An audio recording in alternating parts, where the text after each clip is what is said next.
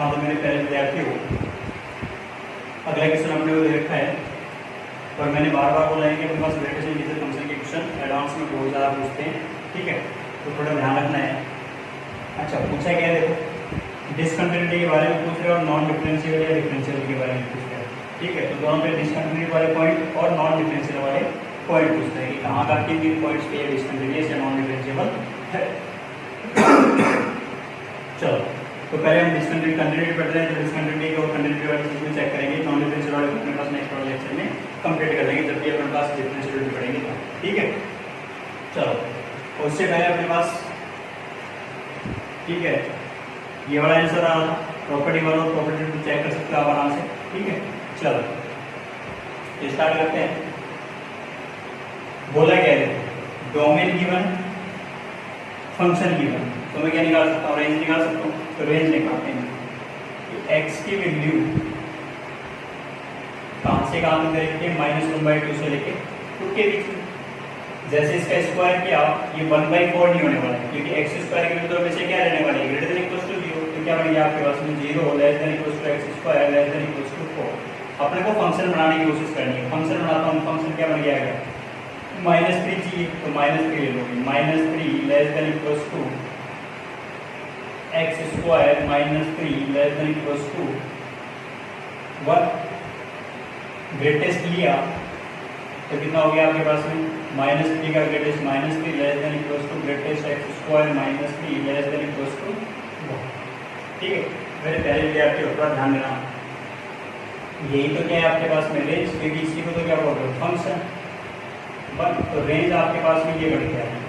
अच्छा अब ये रेंज के अंदर आपको पता है जब इंटीजर फंक्शन होता है तो उसकी रेंज क्या निकल जाती है, इंटीजर। तो इंटीजर अपने पास कौन कौन से हैं इसके अंदर, तो इसके इंटीजर या इंटीग्रल वैल्यूज बोलो तो कौन कौन सी है, -3 है, -2 है, -1 है, 0 है और 1। ये किसकी वैल्यू चल रही है, f(x) की वैल्यू चल रही है, ठीक है। किसकी f(x) की मतलब ग्रेटेस्ट एक्स स्क्वायर -3 की वैल्यू चल रही है। चलो अच्छा अब जैसे मुझे ये पता चल गया तो मैं क्या बनाने की कोशिश करता हूँ, -3 की greatest x square -3 is equal to, अगर -3 हो तो x की वैल्यू क्या है यही चेक करना है। अगर आपके पास में ग्रेटेस्ट एक्स स्क्वायर -3 की वैल्यू -3 आ रही है, रेंज आ रही है, तो फिर ये x की वैल्यू कितनी आ रही है, ठीक है। अच्छा तो x की वैल्यू निकालनी है, या इसको इस तरीके से लिखूं, या मैं बोल दूं कि -3 से लेके एक्स स्क्वायर -3 लेस देन -2 तक ये क्या देगा हमेशा, कि इसका जब ग्रेटेस्ट नंबर है हमेशा कितना देगा, -3 ही देगा। तो ये चीज़ लिखो या फिर ये चीज़ लिखो, बात एक ही है। अच्छा जब एक चीज़ लिख रहे हो, ठीक है, तो यहाँ से मैं बोलूँ एक्स की वैल्यू निकाल सकते हो आराम से। एक्स की वैल्यू निकालूंगा तो 3 ऐड कर दिया, 3 ऐड कर दिया 0 less than equal to x square less than कितना हो चुका होगा, हर में क्या कर दिया, सब में -3 के बजाय 3 को क्या कर दिया, ऐड कर दिया। 3 - 3 0, 3 - 3 0, 3 - 2 1, ठीक है। x की वैल्यू बात करूँ तो कितनी हो जाएगी, 0 less than equal to x less than 1। ध्यान रखना -3 इंक्लूड है, -2 इंक्लूड नहीं है, क्योंकि -3 से -2 के बीच में जितनी भी वैल्यू हो गई, ठीक है, उनका इंटीजर अगर वैल्यू निकलेगी वो कितनी निकलेगी, -3 निकलेगी। इस वजह से मैंने ये लिखा। इसके लिए डोमेन अपने पास कितना आ चुका है, 0 से लेके 1 के बीच में आ चुका, ठीक है। चलो ऐसे में क्या बोल दूँ, यदि सेकेंड वाला अपने पास अगर -2 हो तो -2 क्या बन रहा है आपके पास में, ग्रेटेस्ट एक्स स्क्वायर -3 की वैल्यू अपने पास अगर -2 आ रही है तो फिर x की वैल्यू बताओ। अब x की वैल्यू बताऊंगा तो ये -2 less than equal to x square -3 less than equal to -1। यहाँ तक होना कि -2 से -1 में वैल्यू हमेशा कितनी देगा, ये -2। चलो मतलब ग्रेटेस्ट इंटीजर फंक्शन वैल्यू कितनी देगा, -2। चलो सिंप्लीफाई किया, सिंप्लीफाई करूंगा तो इसमें भी 3 ऐड कर दो, 1 less than equal to x square, 3 से 3 कैंसिल आउट हो चुका, लेस देन 3 - 1 कितना हो चुका, 2। स्क्वायर रूट लिया तो 1 less than equal to x less than √2। ये हो चुकी अपने पास x की वैल्यू। अच्छा नेक्स्ट करते कि अगर ग्रेटेस्ट एक्स स्क्वायर -3 की वैल्यू आपके पास में -1 हो तो फिर x की वैल्यू क्या होनी चाहिए, एक्स की वैल्यू कितनी होनी चाहिए, -1 less than equals to x square -3 less than 0 होनी चाहिए। सही है कि, क्योंकि -1 से 0 में हमेशा वैल्यू कितनी मिलेगी ग्रेटेस्ट की, -1। चलो सिंप्लीफाई कर देते हैं, क्या ऐड करेंगे, 3 ऐड करेंगे, ये कितना हो गया 2 less than equals to x square less than 3 add किया तो ये कितनी हो गया आपके पास में 3, दोनों साइड में स्क्वायर रूट लिया तो square root x less than equals to x less than root, ये आपके पास में एक्स की वैल्यू होगी कि जब इंटीजर वैल्यू -1 आ रही है वो कब आ रही है, रूट 2 से रूट 3 के बीच में आ रही है। चलो अगला करते हैं, ये एक्स स्क्वायर -3 की वैल्यू आपके पास में कितनी आ रही हो, 0 आ रही है, 0 आ रही है तो कितनी वैल्यू देगा 0।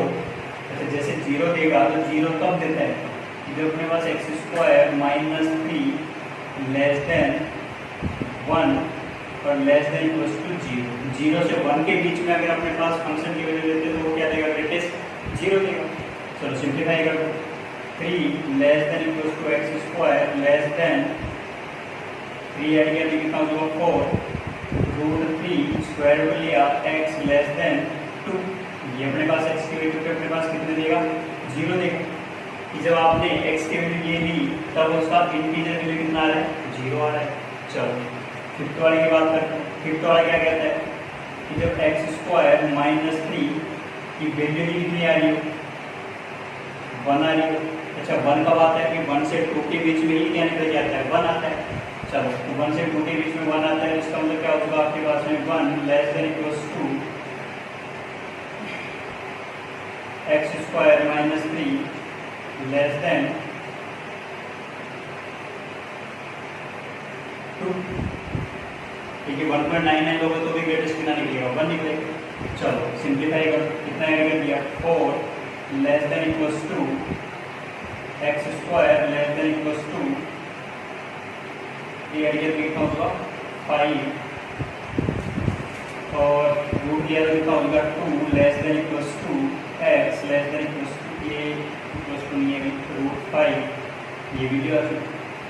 अच्छा अब डोमेन अपने को कितना दे रखा है, सिर्फ 2 तक ही बोल रखा है, ठीक है कि माइनस, ठीक है मैं ओवरऑल बात करूँ तो एक्स बिलोंग्स टू कितना चल रहा है कि आप -1/2 से लेके 2 तक की बात करो, उससे ऊपर जाओ मतलब ये कहाँ तक चल रहा है आपके पास में सिर्फ 2 तक की, जब एक्स की वैल्यू 2 होगी तब तक अपने पास ये निकलेगा 2 4 - 1 4 - 3 कितना हो चुका 1 हो चुका, ठीक है मतलब इसी डोमेन में अपने को ग्राफ में तो आपके पास में ये सब इंटरवल बढ़ गए सारे, ठीक है इन सब इंटरवल के अकॉर्डिंग मैं क्या बनाने की कोशिश करता हूँ, ग्राफ बनाने की कोशिश करता हूँ। तो मेरे प्यारे विद्यार्थियों थोड़ा ध्यान देना, जैसे ग्राफ बनाते हैं तो ग्राफ कैसे बनेगा, देखो सारी चीजें तो देखिए हमने, एफ एक्स की वैल्यू दे रखी है, एक्स की वैल्यू तो अपने पास इंटरवल अलग अलग आ ही रहे हैं, ठीक है चलो ग्राफ बना लेते हैं। तो ग्राफ बनाऊंगा तो क्या क्या दिख रहा है, -1/2 0 1 और 1 के बाद में √2 √3 और 2, 2 से ऊपर तो जाएंगे आप क्योंकि एक्स के भी -1/2 से 2 के बीच में ये ले रही थी और वो कौन कौन से एक्स के वैल्यू आ चुकी, 0 आ चुकी, 1 आ चुकी, 2 आ चुकी, √2 आ चुकी, √3 आ चुकी और अगेन 2 आ चुकी, ठीक है इसी में अपने को क्या बनाना है, ग्राफ बनाना है। अच्छा अब ध्यान देते जाना कि जब -1/2 से कहाँ तक जा रहा हूँ मैं 0 तक, कहाँ तक -1/2 से लेके 0 तक जा रहा हूँ तो अपने पास -1/2 से 0 तो कोई ग्राफ बन ही नहीं रहा, ठीक है कहाँ बोल रखा है एक्स की वैल्यू आप क्या लो 0 से लेके 1 के बीच में, यहाँ पे आप इसका अगर मोड़ लेते तो ये -1 से 1 बात था, ठीक है वही की बात है, तो आप 0 से 1 के बीच में बोलोगे तो जब एक्स की वैल्यू 0 से 1 के बीच में है -1/2 0 से तोड़ दिया, ठीक है क्या बोला मैंने 0 से लेके 1 के बीच में, जब 0 से लेके 1 के बीच में बात की मैंने तो 0 से 1 के बीच में आपके पास में ग्राफ कौन सा बन रहा है, या मैं बोलूँ -1 से लेके 1 के बीच में ग्राफ कौन सा बन रहा है, तो आपको पता है वैल्यू कितनी दे रही है -3, तो यहाँ लिख लेते हैं अपन ये -1 -2 और ये -3, तो आपके पास में यहीं से वैल्यू क्या दे रखा है आपको 1 तो इंक्लूडिंग, एक्स की वैल्यू 1 इंक्लूड नहीं है, तो 0 से 1 में अपने पास वैल्यू कितनी दे गया -3। बढ़ गया ग्राफ, क्योंकि इंटीजर वैल्यू निकल के आ गई। अच्छा, मतलब y की वैल्यू -3, तो y की टू -3 वाली लाइन खींच दी, बस इतना ध्यान रखो। कहाँ तक? सिर्फ 1 तक, ठीक है। अच्छा, फिर उसके बाद में क्या बोला, 1 से लेके √2, 1 से लेके √2 में वैल्यू कितनी दे रहा है अपने को? माइनस का। 1 से लेके √2 में कितनी वैल्यू दे रहा है आपके पास में? -2। √2 था नहीं, चलो सही। फिर अपने पास दूसरा क्या बना है, √2 से लेके √3, √2 से लेके √3 तक जाओगे तो वैल्यू कितनी आई आपके पास में? -1। लेकिन √3 शामिल। फिर अगला √3 से लेके 2 तक जाओगे तो वैल्यू कितनी आ रही है? 0। तो √3 से लेके 2 तक गए, तो √3 से लेके 2 तक गए बट 2 शामिल, ठीक है। फिर अगले ने क्या बोल रखा है? फिर अगले ने बोल रखा है कि जब आपके पास x की वैल्यू 2 ही हो, 2 से लेके √5, तो 2 अपने को डोमेन कितना दिया था? सिर्फ 2 तक दे रखा है, तो 2 से अगले वाली चीज पे जाएंगे। तो 2 पे बात करें, 2 पे वैल्यू कितनी आ रही है? 1। तो 2 पे वैल्यू कितनी आ गई? 1, ये वैल्यू आ गई। तो 2 पे ये वैल्यू कितनी आती है आपके पास में? 1, ठीक है। तो मेरे प्यारे विद्यार्थियों, -3, -2, -1, 0, 1 इन्हीं ये y के वैल्यूज थी, और ये अपने पास सब इंटरवल थे इसके x के, कहाँ तक? -1/2 से लेके 2 तक उनको स्प्लिट किया कि x के कौन से वैल्यू थे, उनमें अपने क्या बनाया? ग्राफ बनाया। अब मेरे प्यारे विद्यार्थियों, आपको ये डायरेक्ट दिख रहा है, ठीक है, कि ग्राफ कहाँ कहाँ टूट रहा है, मतलब कितने पॉइंट्स पर ग्राफ टूट रहा है। देखो 1 पे टूट रहा है, √2 पे टूट रहा है, √3 पे टूट रहा है, और 2 पे टूट रहा है। कितने पॉइंट हो गए? 1, 2, 3, 4 पॉइंट्स पे क्या हो रहा है? टूट रहा है। तो वो पॉइंट ऑफ डिसकंटिन्यूटी वाले तो हैं, इसका मतलब आपके पास में कितने एग्जैक्टली 3 ये तो नहीं है, एग्जैक्टली कितने पॉइंट्स पर है वो? 4 पॉइंट्स पर डिसकंटिन्यूटी, ठीक है। अच्छा, सेम लॉजिक देखो मेरे प्यारे विद्यार्थी, कहाँ लगाना है? अब बोला g is not differentiable at 4 points. अच्छा, जब मैं डिफरेंशिएबिलिटी की बात करता हूँ तो मैंने बोला है कि देखो अभी तक अपने डिफरेंशिएबिलिटी पढ़ी नहीं है, बट मैं बोलता हूँ कि डिफरेंशिएबिलिटी में अपने पास सबसे इंपॉर्टेंट, जब भी अपने पास नॉन डिफरेंशिएबल वाला पॉइंट पूछता है तो हम किस पे जाएंगे? ग्राफ बनाने, ठीक है। अगर मेरे से ग्राफ बन गया तो मेरा क्वेश्चन भी बन गया, ठीक है। अच्छा, तो वो अपने पास जब मैं डिफरेंशिएबिलिटी चीज़ करवाऊंगा तब ये क्वेश्चन मैं आपको दोबारा लिखूंगा और दोबारा उस चीज़ के बारे में डिस्कशन करेंगे, ठीक है। चलो, तब तक के लिए धन्यवाद। Thank you very much.